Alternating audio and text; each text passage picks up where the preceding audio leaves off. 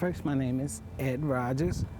I've been home this October, make 8 years. The most challenging part of my reentry was finding a place, a comfortable place to live, because I knew that I didn't want to go around my family. Now, I had choices.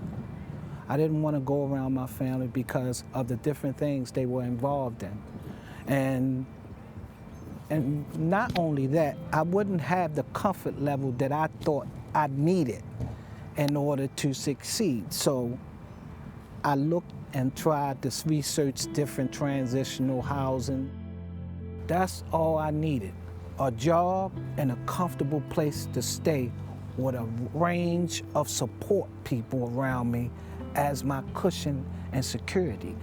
A requirement of being there, you had to save 50% of your paycheck. And they checked. And how they checked was you had to get a bank account. And so when you got the bank account, you had to get a bank statement every month. They wanted to see it. They wanted to see what you was doing with your money. Was you saving it? Was you going to spend it, this, that, and other? They can tell. So that's what I did for 1 year. And I got a temporary spot at Hopkins in the linen department. My temp period was about to end. So I had to leave or apply to be permanent. So I applied. They found out my record and they kicked me to the curb.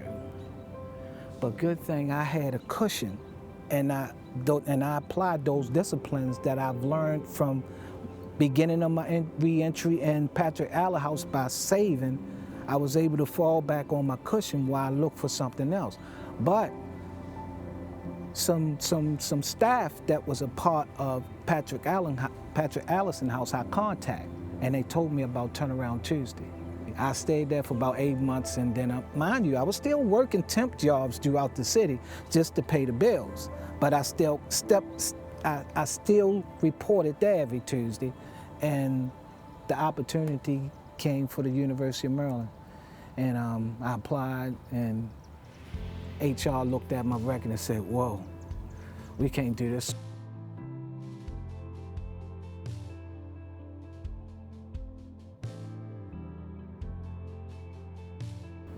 When I got in, that's all I needed. When I got in, I just went from one position to the next. You have to take advantage of every opportunity that's presented to you. And don't take nothing for granted, because you didn't take it for granted when you was behind the door. Don't take it for granted out here. And going back is not an option.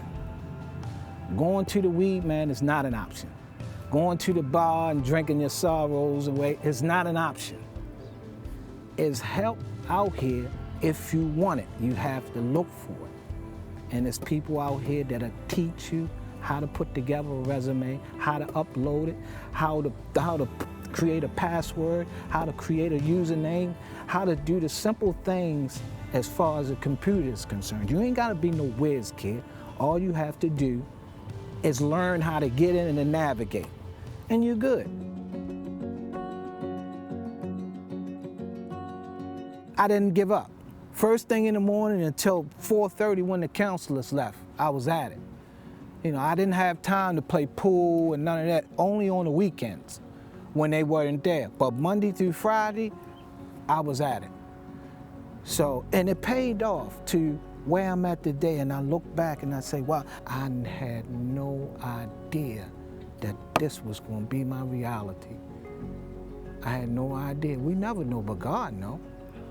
We can't see that far. But the only thing you have to do is just put forth the effort to get there, and He's gonna make it happen. So most guys, and women too, returning citizens struggle because they don't have the opportunity to go to the work release system. You know, some people do, but most people don't. But when they come home and they don't have a job, and after trying, because they don't have the right tools, resume, support system, etc., after 90 days, if they don't find one in 90 days, they're gonna go back to what they know.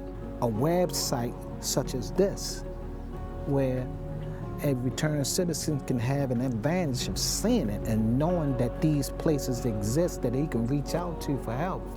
It gives them a better chance, a way better chance.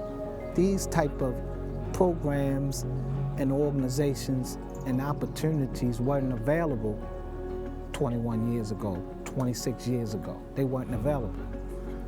No one cared as much then as they care now. So there's really no excuse. One thing that I do know that's not an excuse is your record. You can't use that no more.